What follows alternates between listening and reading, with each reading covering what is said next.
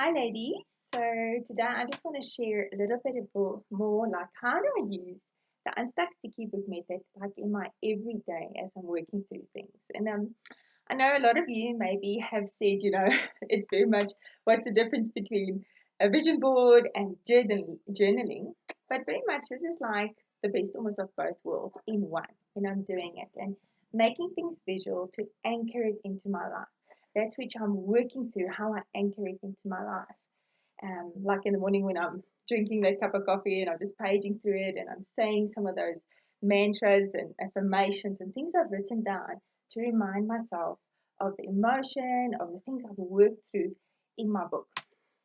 And I know Brene Brown, she says this thing about vulnerability, that vulnerability is the birthplace of like love and joy, um, belonging, courage, empathy, and creativity.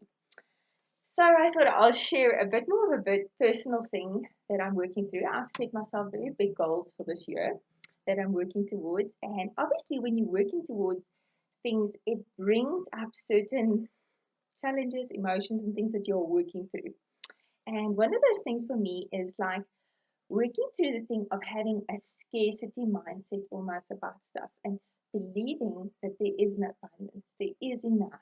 Like for me, very often that thing of I don't want to ask somebody for something because I always think if I ask for something, whether it be time, I always think like maybe somebody else rather deserves that time with that person.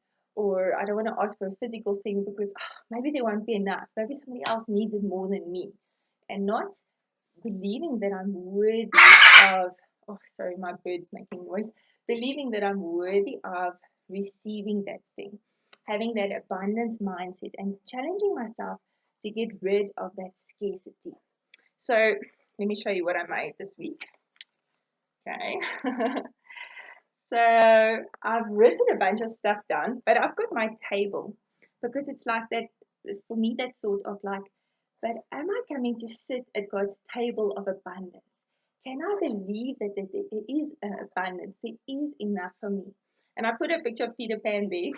I'm very visual. So for me, I sort of thought of that story of Peter Pan where the movie, where he goes and he sits at the table, all the kids start to eat, and he's like thinking, but what are you eating? There's nothing on the table.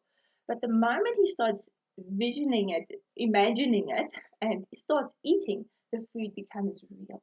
And he starts enjoying in this plenty of food and stuff when we start seeing it. And sometimes being able to believe and see that's enough. It's like that Peter Pan, it becomes real in your life. It becomes enough, and to believe that doesn't just pertain to food, but with other things, maybe joy and wealth and happiness and all the different things that there is with abundance. What is abundance to you? And believing there's enough. So for me, I sort of made that thing, because of yeah the challenges I'm working through with that, even with giving and receiving.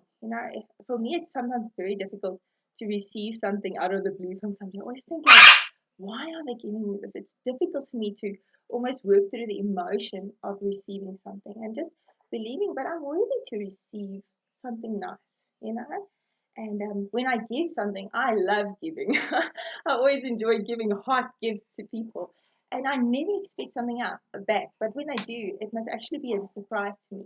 And that I must be able to process that of receiving something back. Because for me, it's easy to give, but it's difficult to receive. And to work through those things because it's all connected almost to that place of a scarcity. Maybe there's not enough and wanting something good for somebody else, but not always wanting it for myself, not believing I'm worthy of it. So I know this is sort of like a very personal thing that I've made, just sticking it into my book and writing the thoughts down that I'm thinking about this. But when I page through my book, then I remember the emotion of working through this and anchoring that thing in that I am worthy. There is a table of plenty and abundance, and can I tap into it, or am I resisting it and keeping it away? So that's sort of how I make those things practical in my life. How do I apply it in my book that I remember the challenges I'm working through? So I hope that helps you. Maybe somebody else is also working through things like this as you're working in your process of reaching your goals for the year or your vision or your dreams, desires that you have for yourself.